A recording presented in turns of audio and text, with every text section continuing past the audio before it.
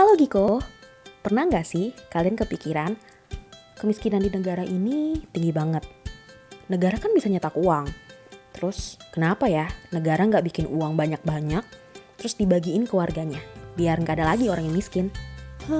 Kedengarannya sih kayak bener juga ya.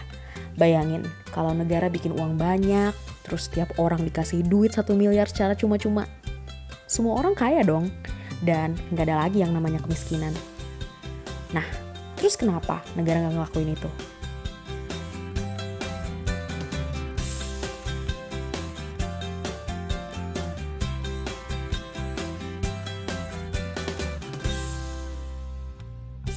Jawaban singkatnya, karena cara itu nggak akan berhasil. Kok bisa nggak berhasil? Mari kita berimajinasi. Misalkan nih, kamu dapat duit 1 miliar. Bakal kamu pakai buat apa? Masa ditabung semua? Nggak mungkin kan? Kamu pasti udah siap-siap buat beli semua yang ada di wishlist kamu. Baju bagus, tas bermerek, sepatu Nike Ardella, investasi, beli mobil, rumah, macem-macem deh pasti. Nah, sekarang coba bayangin kalau semua orang di negara ini dapat uang 1 miliar. Barang apa aja yang bakal mereka beli? Banyak banget dong. Barangkali saking banyaknya, pasar, terus mall bisa-bisa jadi kosong karena barangnya udah diborong semua. Nah, disinilah masalahnya. Ketika semua orang berbondong-bondong buat beli barang, apa sih yang bakal terjadi? Yang pasti, satu, terjadi keributan. Keributan warga dalam rebutan buat beli barang, ya contoh simpelnya barangkali udah kelihatan lah ya. Misalnya ada diskon besar-besaran nih di toko online. Semua orang pada rebutan. Gimana kalau misalnya keributan itu dibawa ke toko offline? Misalnya di mall, ada toko yang jual ipong terbaru, terus harganya cuma 111.000 lagi. Bisa dibayangin dong rusuhnya kayak gimana karena semua orang bisa beli barang itu. Kerusuhan perkara rebutan barang diskon ini pernah terjadi di event Black Friday di Amerika loh. Ngeri juga ya. Itu pun belum seberapa dalam kasus tadi. Yang berpartisipasi cuma sekelompok kecil orang. Sekarang coba bayangin kalau orang satu negara nih yang ikut nimbrung. Gak mungkin banget kan bisa tahan. Apalagi para pegawainya bakal kelelahan tuh ngurusin para pembeli yang datang. Loh. Tapi kan itu mereka beli karena ada diskon, bukan karena dapat duit gratisan dong. Kasusnya otomatis gak relevan lah. Nah, didorong karena diskon atau duit gratisan, intinya mah sama aja. Mereka beli karena ada kesempatan dan kemampuan untuk membeli. Dalam kasus diskon besar-besaran atau duit gratis 1 miliar, kesempatan dan kemampuan sama-sama terbuka dengan lebar dan memungkinkan banyak orang untuk berpartisipasi. Sekarang, kalau semua barang udah diborong habis, maka yang akan terjadi adalah toko-toko, pasar, semuanya bakal kosong. Inilah yang menyebabkan muncul masalah kedua, yaitu kelangkaan barang. Orang-orang yang gercep bakal borong semua barang di awal yang bakal untung, sisanya menderita. Nah, masalah ketiganya coba kita lihat dari sudut pandang pedagang. Kamu punya usaha nih, jualan roti lah ya, seharga 5.000. Suatu hari, kamu denger berita pemerintah bakal ngebagiin duit 1 miliar nih buat semua warga. Nah, kamu habis denger itu, ya masa kamu tetap ngejual rotinya seharga 5.000? Atau karena tahu kalau semua orang punya duit banyak, kamu otomatis bakal mikir, ya udah naikin sekalian aja jadi 5 juta. Kalau semua pedagang mikir kayak gitu, wah, semua harga barang bakalan naik jutaan kali lipat dong ya. Semua permasalahan yang udah kita bahas tadi, intinya berpangkal pada satu hal, yaitu inflasi. Apa sih inflasi itu?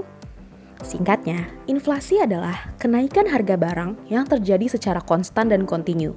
Artinya, harga suatu barang bakal naik secara awet dan terus-terusan. Kalau kalian pernah bertanya-tanya, kenapa dulu celana jeans harganya 100.000, sekarang naik jadi 300.000?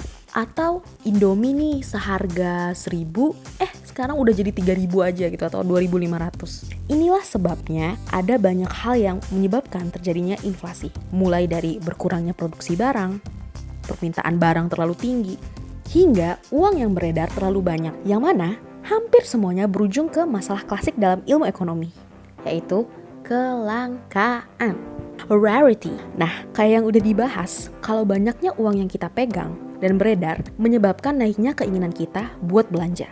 alias tingkat konsumsi masyarakat jadi naik. Oleh karenanya, percetakan dan peredaran uang di masyarakat dipantau ketat oleh pemerintah.